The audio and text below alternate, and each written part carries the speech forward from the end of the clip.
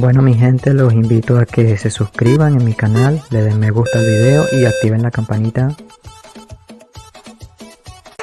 Muy buenas tardes. A partir de ahora les voy a explicar una información de mucha importancia con respecto a la propagación electromagnética. Ya sabemos que esta posee una cierta cantidad de mecanismos, unas formas de propagación en el espacio libre, cierta densidad de flujo que esta posee a nivel de potencia y también de intensidad de campo. Pero nos vamos a adentrar un poco más en el tema. Muy bien, para continuar tenemos el área efectiva y la potencia isotrópica recibida, que aquí es donde se entiende que por potencia isotrópica recibida, que abreviado para la fórmula en este caso sería PISO, aquella potencia que estaría disponible en los terminales hipotéticos de la antena isotrópica, dado por el producto de la densidad de flujo de potencia y el área efectiva de la antena isotrópica, que podría ser en este caso como lambda al cuadrado entre 4pi, y vendría siendo definida por la fórmula que están viendo allí, que sería la potencia isotrópica o PISO igual a la densidad de flujo multiplicado por el área de la antena isotrópica, que esto a su vez sería igual a la potencia radiada, y sustituyendo el valor que ya les había dicho previamente, que era lambda sobre 4pi, se puede multiplicar entre 1 por la distancia y se obtiene esa fórmula que ven allí en la pantalla, siendo lambda la longitud de onda, r aquella distancia que es medida desde el punto hasta la antena, y es el vector de pointing. Bien, a continuación tenemos también lo que es la atenuación en el espacio libre, que vendría siendo aquella atenuación que sufre la energía electromagnética al propagarse en el espacio libre y se define como la relación entre la potencia isotrópica recibida y la potencia isotrópica equivalente radiada, que viéndolo en la fórmula que aparece allí, se puede denotar que es alfa por aquella energía en el espacio libre, aquella atenuación en el espacio libre, que es igual a la potencia isotrópica entre la potencia radiada, que a su vez vendría siendo igual a 1 entre la distancia al cuadrado, que multiplica a la longitud de onda entre 4pi al cuadrado, y que en unidades logarítmicas se podría expresar como un número positivo definido por la longitud de la energía en el espacio libre, que sería igual a menos 10 por logaritmo de alfa, que es igual a 20 por el logaritmo de la distancia más 20 por el logaritmo de 4pi lambda. Obviamente, al ser una unidad logarítmica, su unidad vendría siendo los decibelios, siendo en este caso para la fórmula R y lambda están comprendidos en metros. Y también hay que tener en cuenta que la fórmula de lambda, que es igual a la velocidad de la luz entre la frecuencia, siendo en este caso c la velocidad de la luz, f aquella frecuencia en hertz y lambda la longitud de onda en este caso, que al ser aplicada en la fórmula que están viendo ya más adelante, sería el campo eléctrico que se aplica, sería igual a la raíz de 60 para la potencia radiada entre la distancia por el exponencial de los números que aparecen allí, que en este caso sería la frecuencia en una variante de tiempo y la variante de tiempo en cuanto a la distancia. Esto sería un número complejo. Sin embargo, para estas variaciones de tiempo y por simplicidad de la notación, se puede reducir la fórmula, en este caso a la última que están viendo allí, que sería L en cuanto a la expresión del espacio libre, es igual a 32,45 más 20 por el logaritmo de la distancia en kilómetros, más 20 por el logaritmo de la frecuencia en megahertz. Ahora se puede hacer también en gigahertz, que sería L igual a la expansión del espacio libre de 92,45 más 20 por el logaritmo de la distancia en kilómetros y 20 por el logaritmo de la frecuencia en gigahertz. Hay que tener en cuenta que solo estas fórmulas se pueden usar cuando se calcula la densidad de flujo o la intensidad de campo. Por otra parte, al hablar de intensidad de campo y potencia de antenas no isotrópicas en el espacio libre, tenemos que la intensidad de campo tiene sentido antes de que la antena receptora genere su ganancia en la que influye el campo eléctrico. Cabe destacar que para hablar de potencia recibida de voltaje inducido en los terminales, se está hablando o se está haciendo referencia a la antena receptora, lo cual vendría siendo el producto de la densidad de flujo por el área efectiva de la antena y el voltaje que es inducido en la densidad del campo de dicha antena, que para este caso tienen una fórmula allí donde se puede denotar lo que es la ganancia directiva, que vendría siendo aquel símbolo que se parece mucho a la G, como ganancia total, y el valor efectivo en este caso, que también podría ser anotado como RCM, y la distancia que viene dada por ese dicho campo. Cabe destacar que estas unidades para el campo eléctrico sería voltios sobre metros, siendo cada una de las partes como PAT, o sea, la potencia suministrada por la antena, como se denota ahí en la fórmula, G como aquella ganancia directiva que se mide desde el punto de observación o recepción. Cabe destacar que solamente se puede usar esta fórmula para hablar de valor efectivo o RCM. Por otra parte, en la siguiente fórmula tenemos el valor pico que se puede calcular, que ya previamente sabíamos que se puede calcular como la raíz de 2 que multiplica al voltaje, o en este caso al campo magnético, que al hacer la sustitución sería la misma, sería exactamente igual, con la diferencia de que allí ya está incluido el valor de raíz de 2. Pero en la práctica, el verdadero valor efectivo vendría dado por la última fórmula que están viendo allí, que sería E igual a 173, que multiplica a la raíz de la potencia suministrada por la antena transmisora, menos aquella cantidad en kilovatios, por la ganancia entre la distancia en kilómetros. Cabe destacar que para esta fórmula en particular, la potencia vendría dada en kilowatts y la distancia en kilómetros. Por último, podemos tener que la potencia total se puede calcular por la densidad de campo y se podría usar la fórmula que ven allí, que sería la potencia R es igual a la potencia isotrópica por el área, que haciendo sustitución de cada una de ellas sería la potencia de R igual a la potencia isotrópica por la ganancia por la longitud de la onda elevado al cuadrado entre 4pi. Cabe destacar que el área E, que sería igual a aquella ganancia donde se encuentra incluida el área isotrópica, que en este caso sería la ganancia que multiplica al área isotrópica, lo que nos quedaría al final una potencia isotrópica que sería igual a la potencia radiada por la ganancia del transmisor por la ganancia del receptor entre la distancia al cuadrado que multiplica a la longitud de onda entre 4pi por la distancia elevados al cuadrado. Hay que destacar que esta potencia se mide en watts. Con respecto a las formas de propagación se dividen en 3 áreas, ya sea designada como la onda de tierra en la superficie, la onda de cielo o ionosfera y la onda del espacio o directa, que en este caso la onda de tierra predominante en las frecuencias inferiores a 3 MHz durante el día se combina con la propagación ionosférica de la noche, y esta juega un papel importante en la propagación de la onda y las características eléctricas del terreno, en especial su conductividad. Cabe destacar que la onda de cielo o ionosfera predominante en las frecuencias de 3 hasta aproximadamente 30 MHz se aprovechan las características de la ionosfera,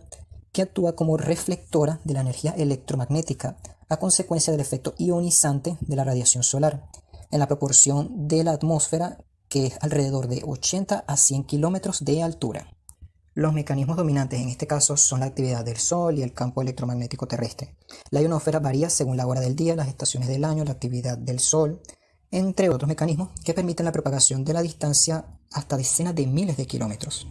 Por otra parte, tenemos la onda de espacio o directa, que es aquella predominante en las frecuencias superiores a 30 MHz y tiene lugar en la porción de la atmósfera cercana a la superficie terrestre y en el caso de las comunicaciones con vehículos espaciales. Aquellos mecanismos que intervienen en dicha onda vienen dados por la absorción, la reflexión, la difusión y la difracción o refracción especular. Cabe destacar que también se encuentra la propagación troposférica, que era usada para fines militares, pero luego fue reemplazada por los sistemas de comunicaciones satelitales.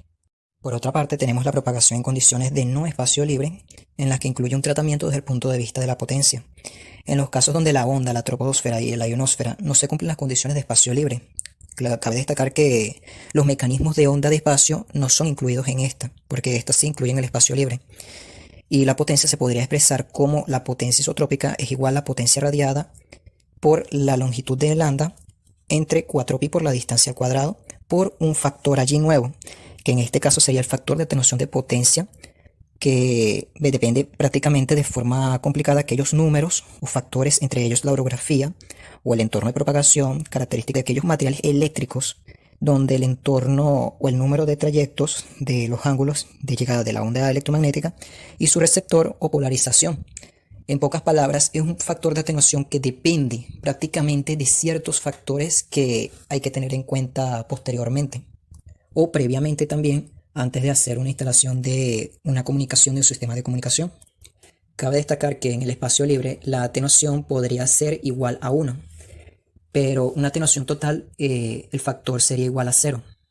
aunque tratándose de un tratamiento con respecto a ciertas ocasiones, ese factor podría ser mayor a 1, lo que superaría las condiciones del espacio libre y suelen darse en propagaciones de túneles o espacios cerrados o semicerrados, donde tienen reflexiones múltiples con efectos globales sobre la atenuación beneficiosos en la potencia. Con respecto a la propagación por onda de tierra o superficie, existen cuando las antenas transmisoras o receptoras estén cerca de la superficie con polarización vertical. Las ondas viajan con respecto a la superficie terrestre, teniendo en cuenta que solo se puede ser idóneamente vertical con respecto al campo eléctrico y la superficie. Para esto se tiene que aquella fórmula que dice allí, que sería calcular la intensidad de campo, que sería igual a 37 por 28 por aquel factor beta, que multiplica a la intensidad y el factor de atenuación entre la distancia. Para esta fórmula, las unidades serían milivoltios entre metros. Aquí es donde se incluye lo que es un factor beta, que es igual a 2pi por lambda, siendo aquel factor de atenuación por alfa, y h y lambda serían las mismas unidades. Cabe destacar que h y su 0 serían referidas al mismo punto de la antena donde se mide la corriente. La altura de la antena efectiva viene determinada por sus dimensiones físicas, en el caso de las antenas cuya altura es mucho menor que la longitud de la onda, que esto ocurre frecuentemente en bajas frecuencias donde la altura efectiva es igual a la longitud de dicha antena física, donde no está cargada y es igual la altura física a la que está cargada en el extremo superior, suficiente como para hacer la distribución de aquella corriente en la antena que sea uniforme a lo largo de la posición vertical de la misma. Cabe destacar que también hay otra forma de usar la fórmula, que sería aquel factor de campo sería igual a la atenuación que multiplica a aquel valor de campo con respecto a su distancia, que sería la segunda fórmula que están viendo allí, siendo aquel factor E su 0, aquella intensidad de campo donde la onda es en la superficie y de aquella distancia de la antena en el punto de medición. Cabe destacar que aquí entra en factor aquella atenuación que ya les había nombrado previamente, que sería la conductividad dieléctrica, la frecuencia y la distancia. Aquí se incluyen ciertas gráficas que cómo se vería la proyección de la onda a nivel de la superficie terrestre. Entre estos tendríamos, por ejemplo, lo que pasa es que está un poco complicado de detallar por la imagen, pero se incluiría lo que es el agua de mar con salinidad con un promedio de 20 grados centígrados, el suelo húmedo, el agua salada y también la dulce a 20 grados centígrados, el suelo mediamente seco, el suelo muy seco, el agua destilada con 20 grados centígrados, que es uno de los mejores conductores en este caso, y el agua dulce congelada. Aquí también se incluye lo que es la permitibilidad y aquella proyección profunda con respecto a la Tierra. Si a algunos gustaría de ver esas imágenes y detallarlas mejor, yo tengo aquí el libro, solamente buscan la página 413, 414, 415, donde se puede detallar cada una de estas con respecto a la propagación en la superficie por permitividad, por profundidad y penetración, y con respecto a lo que sería la conductividad. Con respecto a la refracción y refracción de las ondas electromagnéticas, ambas siguen las leyes de la óptica geométrica, en las que se supone que la energía es transportada a lo largo de los rayos cuyo comportamiento siguen las leyes geométricas simples. Cuando una onda se propaga por un medio de permitibilidad, permeabilidad y conductividad e incide sobre la frontera de otra, esto podría indicar que una parte de la energía de la onda se refleje o se transmita a un segundo medio. Cabe destacar que el ángulo de incidencia y el ángulo de refracción serían iguales, mientras que el de refracción es diferente para ambos casos y depende de la relación entre la permitibilidad relativa a los medios, que en este caso tenemos allí unas fórmulas, que en este caso la primera fórmula del cuadro negro viene haciendo referencia a aquella óptica geométrica que vendría siendo aplicada para el mismo caso, donde se podría denotar lo que es la velocidad de inserción, la velocidad de recepción y la de transmisión. También tenemos lo que sería el coeficiente de reflexión, que vendría incluido en los ángulos que ven en la segunda fórmula de abajo, donde se incluiría un ángulo phi que se vendría siendo igual al ángulo de recepción y al ángulo de incidencia. Aquí se incluye el valor del medio, que vendría siendo N1 y N2 para cada medio en particular, con un ángulo de incidencia inicial y un ángulo de incidencia y un ángulo de transmisión. Aquí, por último, para culminar, sería la propagación de la cercanía con respecto a la superficie terrestre, y también voy a hablar un poco lo que sería la superficie de tierra plana. En cuanto a la propagación con respecto a la cercanía de la superficie terrestre, podríamos decir que está sujeta a efectos de diversos mecanismos como reflexiones especulares y difusas, la difracción, la refracción, la atenuación principalmente, que afecta a la señal recibida. En cuanto a los análisis de propagación de las cercanías de la superficie terrestre, es literalmente imposible cuantificar los efectos de todos los mecanismos que afectan la propagación, y es necesario idealizar las condiciones reales mientras los modelos relativamente especificados sean los más simples. La superficie de la Tierra, dependiendo de la frecuencia, puede considerarse prácticamente plana, si las irregularidades en ellas son relativamente pequeñas comparadas con la longitud de onda. Aquí es donde entra el término tierra plana, que a distancias relativamente cortas, la curvatura de la Tierra puede ignorarse y considerarse como una superficie completamente plana, que en algunos casos ningún cálculo de propagación podría tener unos resultados exactos, y lo que arroja un único valor razonable o de estimación. Muchas gracias por llegar hasta el final de esta increíble presentación. Espero que les haya gustado, muy informativa. Y cualquier inquietud o cualquier pregunta pueden hacérmela llegar directamente al correo electrónico que están viendo en pantalla. Saludos y que tengan un bonito día. No te olvides de darle un me gusta y suscribirte si aún no lo has hecho. Y activa la campanita